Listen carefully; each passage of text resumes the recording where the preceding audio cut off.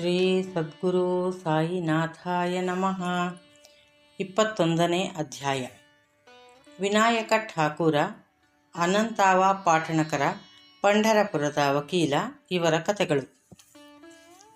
ಪೂರ್ವಜನ್ಮದ ಪುಣ್ಯ ವಿಶೇಷಗಳ ರೂಪದಲ್ಲಿ ನಮ್ಮ ಅದೃಷ್ಟದಿಂದ ನಮಗೆ ಸಾಧು ಸಂತರ ಸಂಪರ್ಕ ಬಂದು ನಮ್ಮ ಕಲ್ಯಾಣವಾಗುತ್ತದೆ ಎಂದು ತೋರಿಸಲು ಗ್ರಂಥಕರ್ತರು ತಮಗೆ ಸಂಭವಿಸಿದ ಒಂದು ಘಟನೆಯನ್ನು ವಿವರಿಸಿರುತ್ತಾರೆ. ಹೇಮಾಡಪಂತರು ಕೆಲವು ಕಾಲ ಬಾಂದ್ರಾದಲ್ಲಿ ಮ್ಯಾಜಿಸ್ಟ್ರೇಟ್ ಆಗಿದ್ದರು. ಪಿರಾ ಮೌಲಾನಾ ಎಂಬ ಪ್ರಸಿದ್ಧ ಮಹಾಯೋಗಿ ಅಲ್ಲಿದ್ದರು. ಹಿಂದೂಗಳು, ಪಾರ್ಸಿಗಳು ಮತ್ತು ಇತರ ಮತದವರು ಅವರಲ್ಲಿಗೆ ಹೋಗಿ ದರ್ಶನ ಪಡೆದು ಬರುತ್ತಿದ್ದರು.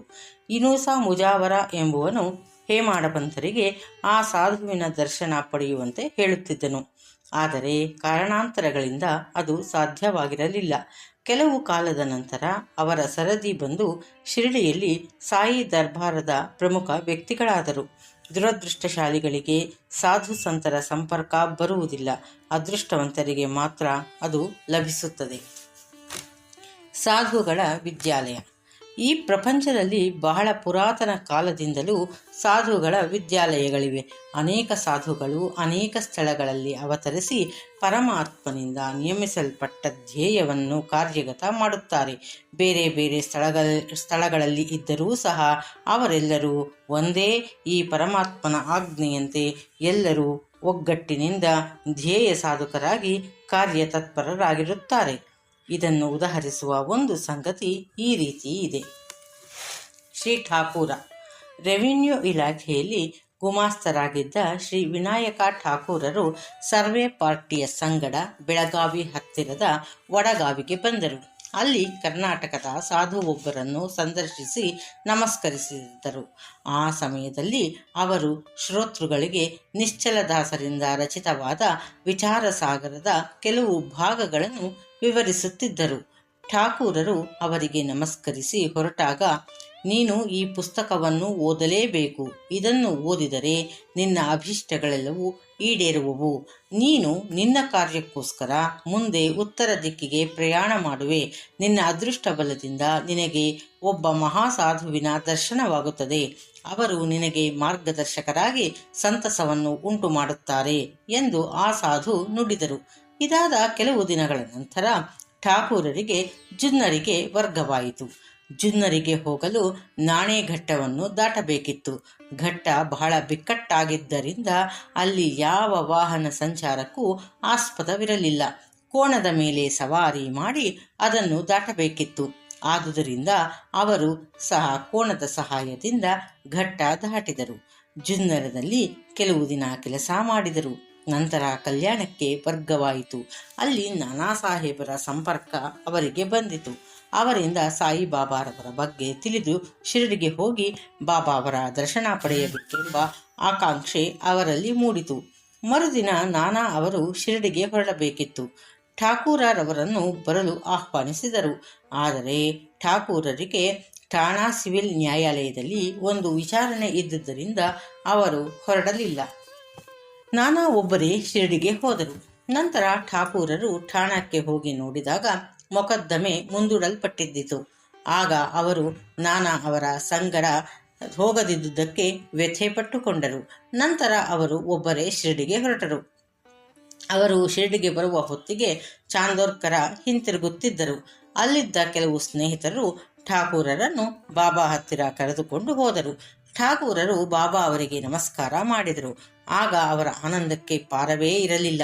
ಸ್ವಲ್ಪ ಹೊತ್ತಿನ ನಂತರ ಸರ್ವಜ್ಞ ಮೂರ್ತಿಯಾದ ಬಾಬಾ, ಇಲ್ಲಿಯ ದಾರಿ ಆ ಕಾನಡಿ ಅಪ್ಪ ಹೇಳಿದಷ್ಟು ಸುಗಮವಲ್ಲ.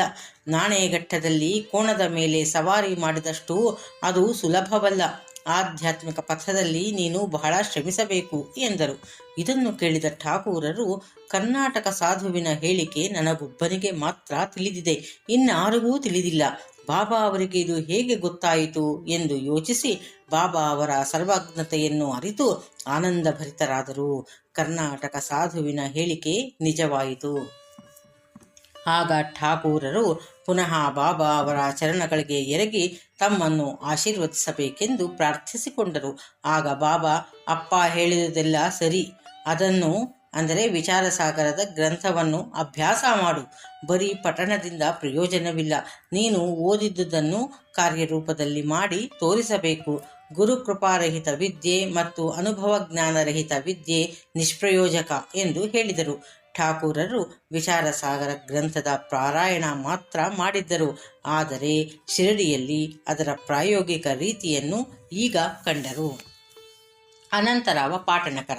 ಒಮ್ಮೆ ಪುಣೆಯ ಶ್ರೀ ಪಾಟಣಕರರಿಗೆ ಬಾಬಾರವರನ್ನು ಕಾಣಬೇಕೆಂಬ ಆಸೆಯುಂಟಾಯಿತು. ಶಿರಡಿಗೆ ಬಂದು ಬಾಬಾರವರ ದರ್ಶನ ಪಡೆದರು. ಬಾಬಾರವರ ಚರಣಗಳಿಗೆ ಎರಗಿ ಪೂಜೆಯ ನಂತರ ಅವರನ್ನು ಕುರಿತು, ಬಾಬಾ, ನಾನು ಬಹಳ ಓದಿದ್ದೇನೆ. ವೇದ, ವೇದಾಂತ ಮತ್ತು ಉಪನಿಷತ್ತು ಎಲ್ಲವನ್ನೂ ಅಭ್ಯಾಸ ಮಾಡಿರುತ್ತೇನೆ. ಪುರಾಣಗಳೆಲ್ಲವನ್ನೂ ಕೇಳಿರುತ್ತೇನೆ. ಆದರೂ ನನ್ನ ಮನಸ್ಸಿಗೆ ಶಾಂತಿ ದೊರಕಿಲ್ಲ. ನನ್ನ ಎಲ್ಲ ಓದು ನಿಷ್ಪ್ರಯೋಜಕವಾಗಿದೆ. ಮೂಢಾತ್ಮರೇ ನನಗಿಂತ ಎಷ್ಟೋ ಮೇಲು. ನೀವು ಮನಸ್ಸಿಗೆ ಶಾಂತಿಯನ್ನು ಉಂಟು ಮಾಡುವಿರೆಂದು ಕೇಳಿ ನಿಮ್ಮಲ್ಲಿಗೆ ಬಂದಿದ್ದೇನೆ. ನನ್ನ ಮೇಲೆ ದಯೆ ಇಟ್ಟು ನನ್ನನ್ನು ಆಶೀರ್ವದಿಸಿರಿ ಎಂದು ಬೇಡಿಕೊಂಡರು. ಆಗ ಬಾಬಾ ಅವರಿಗೆ ಈ ಕೆಳಕಂಡ ನೀತಿ ಕಥೆಯನ್ನು ಹೇಳಿದರು. ನವವಿಧ ಭಕ್ತಿ. ಒಂದು ಸಾರಿ ವರ್ತಕನೊಬ್ಬನು ಇಲ್ಲಿಗೆ ಬಂದನು. ಅವನ ಮುಂದೆ ಒಂದು ಕುದುರೆ ಲದ್ದಿ ಹಾಕಿತು. ಆ ವರ್ತಕನು ಕೂಡಲೇ ತನ್ನ ಬಟ್ಟೆಯನ್ನು ನೆಲಕ್ಕೆ ಹಾಸಿ ಆ 9 ಲದ್ದಿಗಳನ್ನು ಆರಿಸಿಕೊಂಡು ಮನಃಶಾಂತಿ ಹೊಂದಿದನು. ಪಾಟಣಕರರಿಗೆ ಇದರ ಅರ್ಥವಾಗಲಿಲ್ಲ. ಸಮೀಪದಲ್ಲಿಯೇ ಇದ್ದ ದಾದಾ ಕೇಳಕರ ಅವರನ್ನು ವಿಚಾರಿಸಿದರು. ಅದಕ್ಕೆ ಅವರು, ನನಗೂ ಸಹ ಇದರ ಪೂರ್ಣ ಅರ್ಥ ಗೊತ್ತಿರುವುದಿಲ್ಲ. ಆದರೆ ಅವರ ಪ್ರೇರಣೆಯಿಂದ ನನಗೆ ತಿಳಿದಷ್ಟು ಮಾತ್ರ ಹೇಳುತ್ತೇನೆ ಎಂದು ಅವರಿಗೆ ಕೆಳಗಿನಂತೆ ಹೇಳಿದರು. ಕುದುರೆಯೇ ದೇವರ ಕೃಪೆ. ಅದು ಹಾಕಿದ ಲದ್ದಿಗಳೆಂದರೆ ನವವಿಧ ಭಕ್ತಿಗಳು. ಅವು ಶ್ರವಣ, ಕೀರ್ತನ, ಸ್ಮರಣ, ಚರಣ, ಸೇವನ, ಅರ್ಚನ, ವಂದನ, ದಾಸ್ಯ, ಸಖ್ಯ ಮತ್ತು ಆತ್ಮನಿವೇದನೆ. ಇವುಗಳಲ್ಲಿ ಯಾವುದೊಂದನ್ನಾದರೂ ಶ್ರದ್ಧೆ, ಭಕ್ತಿಯಿಂದ ಅಭ್ಯಾಸ ಮಾಡಿದರೆ ಶ್ರೀಹರಿಯು ಭಕ್ತರ ಮನೆಯಲ್ಲಿ ಅವತರಿಸುತ್ತಾನೆ. ಭಕ್ತಿ ಇಲ್ಲದ ಯಾವುದೇ ಜಪ, ತಪ, ಯೋಗ ಸಾಧನ ಅಥವಾ ವೇದ, ಉಪನಿಷತ್ ಅಭ್ಯಾಸ ಪ್ರಯೋಜನಕಾರಿಯಲ್ಲ. ನೀನೇ ವರ್ತಕನೆಂದು ಭಾವಿಸಿ ಅವನಂತೆ ನೀನೂ ಸಹ ನವವಿಧ ಭಕ್ತಿಗಳನ್ನು ಅಭ್ಯಾಸ ಮಾಡು. ನಿನ್ನ ಮನಸ್ಸಿನ ಚಂಚಲತೆಯನ್ನು ಬಿಡು, ಅಂದರೆ ಮನಃಶಾಂತಿಯನ್ನು ಪಡೆಯುವೆ ಎಂದರು. ಮರುದಿನ ಪಾಟಣಕರರು ಬಾಬಾರವರಿಗೆ ನಮಸ್ಕಾರ ಮಾಡಲೆಂದು ಹೋದಾಗ ಅವರು 9 ಲದ್ದಿಗಳನ್ನು ಕಟ್ಟಿಕೊಂಡಿಯಾ ಎಂದು ಕೇಳಿದರು. ಅದಕ್ಕೆ ಅವರು, ನಾನು ದೀನನು. ನನ್ನ ಮೇಲೆ ನಿಮ್ಮ ಕೃಪೆ ಇದ್ದರೆ ಮಾತ್ರ ನಾನು ಅವುಗಳನ್ನು ಕಟ್ಟಿಕೊಳ್ಳಬಹುದು ಎಂದರು. ಆಗ ಬಾಬಾ ಸಂತೋಷದಿಂದ ಅವರನ್ನು ಆಶೀರ್ವದಿಸಿ, ನಿನಗೆ ಶಾಂತಿ ದೊರಕುತ್ತದೆ ಎಂದರು. ಪಂಢರಪುರದ ವಕೀಲ. ಬಾಬಾರವರು ಸರ್ವಜ್ಞತೆಯಿಂದ ಭಕ್ತರನ್ನು ತಿದ್ದುತ್ತಿದ್ದರೆಂಬುದನ್ನು ಈಗ ಪರೀಕ್ಷಿಸೋಣ. ಒಂದು ದಿನ ಪಂಢರಪುರದ ವಕೀಲರೊಬ್ಬರು ಶಿರಡಿಗೆ ಬಂದು ಮಸೀದಿಯೊಳಗೆ ಪ್ರವೇಶಿಸಿ ಬಾಬಾ ಅವರಿಗೆ ನಮಸ್ಕರಿಸಿ, ಬಾಬಾ ಕೇಳದೇ ಇದ್ದರೂ ಸಹ ದಕ್ಷಿಣೆಯನ್ನು ಅರ್ಪಿಸಿದರು. ನಂತರ ಅವರು ಮಸೀದಿಯ ಮೂಲೆಯೊಂದರಲ್ಲಿ ಕುಳಿತು ಅಲ್ಲಿ ಏನು ನಡೆಯುತ್ತಿದೆ ಎಂಬುದನ್ನು ನೋಡುತ್ತಿದ್ದರು.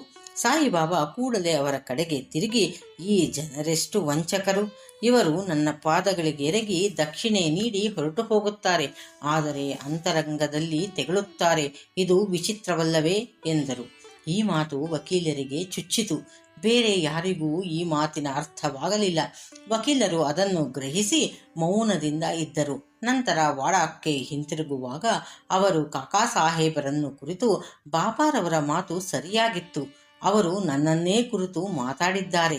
ಇನ್ನು ಮುಂದೆ ನಾನು ಇತರರ ನಿಂದನೆಯನ್ನು ಬಿಡಬೇಕೆಂದು ಅರ್ಥಸೂಚಿತವಾಗಿದೆ ಎಂದು ಹೇಳಿ ಈ ಕೆಳಕಂಡಂತೆ ವಿವರಿಸಿದರು. ಪಂಢರಪುರದ ನ್ಯಾಯಾಧೀಶರಾದ ನೂಲಕರರು ತಮ್ಮ ಆರೋಗ್ಯಾಭಿವೃದ್ಧಿಗೋಸ್ಕರ ಶಿರಡಿಯಲ್ಲಿ ಬಂದು ತಂಗಿದ್ದರು. ಅವರು ಒಂದು ದಿನ ಪಂಢರಪುರದ ವಕೀಲ ಗೃಹದಲ್ಲಿ ಕುಳಿತಾಗ, ರೋಗವು ಔಷಧಿಗಳಿಲ್ಲದೆ ಫಕೀರರ ದರ್ಶನ ಮಾತ್ರದಿಂದ ಗುಣವಾಗಬಲ್ಲದೆ? ವಿದ್ವಾಂಸರಾದ ನೂಲಕರ ಹೀಗೆ ನಂಬುವುದು ಸರಿಯೇ ಎಂದು ಮುಂತಾಗಿ ವಕೀಲರಲ್ಲಿ ಚರ್ಚೆಯಾಯಿತು. ನ್ಯಾಯಾಧೀಶರು ಬಾಬಾ ಅವರು ವಕೀಲರ ಉಪಹಾಸಕ್ಕೀಡಾದರು. ಚರ್ಚೆಯಲ್ಲಿ ನಾನು ಪಾತ್ರವಹಿಸಿದ್ದೆ. ಈಗ ಬಾಬಾರವರಿಂದ ಪಾಠ ಕಲಿತಂತಾಯಿತು. ಬಾಬಾ ಅವರ ನುಡಿ ಬೈಗುಳವಾಗಿರದೆ ಅದು ನನಗೆ ಅನುಗ್ರಹವಾಗಿದೆ. ವಿನಾಕಾರಣ ಬೇರೆಯವರನ್ನು ಉಪಹಾಸ ಅಥವಾ ನಿಂದೆ ಮಾಡಕೂಡದೆಂದು ಬಾಬಾ ನನಗೆ ಬುದ್ಧಿ ಕಲಿಸಿದರು ಎಂದು ವಕೀಲರು ದೀಕ್ಷಿತರಿಗೆ ಹೇಳಿದರು. ಶಿರಡಿಯು ಪಂಢರಪುರದಿಂದ ದೂರದಲ್ಲಿದೆ. ಆದರೂ ಬಾಬಾ ತಮ್ಮ ಸರ್ವಜ್ಞತ್ವದಿಂದ ಪಂಢರಪುರದ ವಕೀಲ ಗೃಹದಲ್ಲಿ ನಡೆದ ಸಂಭಾಷಣೆಯನ್ನು ತಿಳಿದಿದ್ದರು. ನದಿ, ಕಾಡು, ಬೆಟ್ಟ ಮೊದಲಾದವುಗಳು ಅವರ ದೃಷ್ಟಿಗೆ ಅಡ್ಡ ಬರುತ್ತಿರಲಿಲ್ಲ.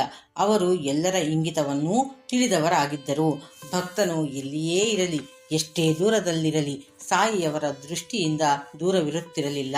ಈ ಘಟನೆಯಿಂದ ವಕೀಲರಿಗೆ ಜ್ಞಾನೋದಯವಾಯಿತು, ಸನ್ಮಾರ್ಗ ಪ್ರವರ್ತಕರಾಗಲು ಸಾಧ್ಯವಾಯಿತು. ಈ ಕಥೆಯು ವಕೀಲರಿಗೆ ಸಂಬಂಧಿಸಿದ್ದಾದರೂ ಎಲ್ಲರಿಗೂ ಅನ್ವಯಿಸುವ ಹಾಗಿದೆ. ಆದುದರಿಂದ ಎಲ್ಲರೂ ಇದನ್ನು ಗಮನಿಸಬೇಕು, ಸನ್ಮಾರ್ಗ ಪ್ರವರ್ತಕರಾಗಲು ಶ್ರಮಿಸಬೇಕು. ಶ್ರೀ ಸಾಯಿ ಪ್ರಣಾಮ್. ಓಂ ಸಾಯಿರಾಮ್.